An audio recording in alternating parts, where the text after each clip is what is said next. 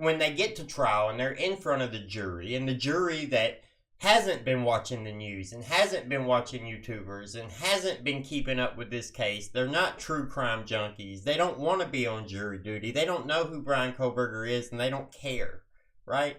Maybe they've heard his name, but they haven't, got into the case. And there's plenty of people like that to pick from. Those people are going to hear all this evidence, one after the other. All these coincidences that come into play. They're not going to have time to say, well, maybe it could have been this, maybe it could have been that, because it's all going to tell a story as it gets put out. And if the case is put together right at the end of it, then the prosecutor will tell the story of what happened and prove everything that he can prove in between, and use every little DNA and video evidence and any kind of direct evidence to fill in gaps in the circumstantial story. At the end of that, Bryan Kohberger has to have something to give us a reason that it wasn't him, if everything else is true. Now, if they can't use some of that stuff, if some of that stuff is just rumors and didn't really happen, and mind you, the jury, they're not going to know about what so-and-so said on the internet. So they're not going to know about those rumors that come out. It's not going to be allowed at trial, right? Of course, jurors can lie. We know that. We know any human is capable of lying, right? Even a juror. But they're vetted for it, and they're not supposed to do this, right? And if they ever find out that they did, it would ruin the whole case, and it would be a mistrial. Normally, they're pretty good about keeping the jurors in line and picking the right people, since the prosecutor and the defense attorney go through and pick the jury. Over the course of time, as it's leaked out in this case, right? We've had a long time in between news. So every time something new comes up, it's like, okay, is this true, or can we explain it away? And if you want to explain something away, you're always going to be able to explain it away. As they're hearing all the information, though, it's all going to be in a nice little neat package that's going to have an opening statement that's going to tell them what they should expect to hear, what they're going to try to prove to them. Then they're going to have all the prosecution's evidence and witnesses of whoever they call on the stand to testify, and all their experts. And they're going to talk through it, and they're going to tell the story of why it's the case that Bryan Kohberger is the person who committed these crimes. And then the defense, they're going to get up and they're going to point out all the holes in the story that leave doubt, right? That, well, you say that he left his house at this time, but where did he go?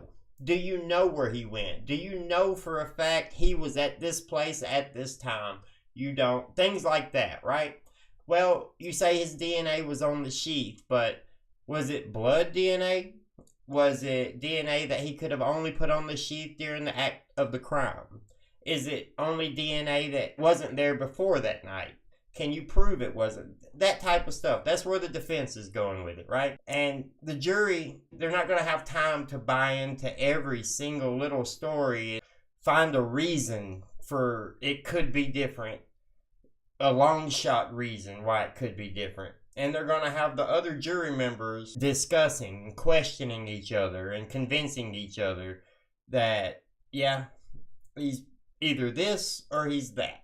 If all the things are true, if they tell everything at court that we've heard so far, he would be guilty in a heartbeat. Do I know for a fact that he did it? No, because I don't have direct evidence of him doing it, and I haven't seen what they have for circumstantial evidence and what is right and wrong. But if I had to bet my life, there's a much better chance that he's guilty than not guilty, in my opinion. Too many coincidences stack up on top of it. To me, I start feeling like it's probably guilty. If all that's true, right? If the stuff is true, we don't know if it's true. That's why he's presumed innocent.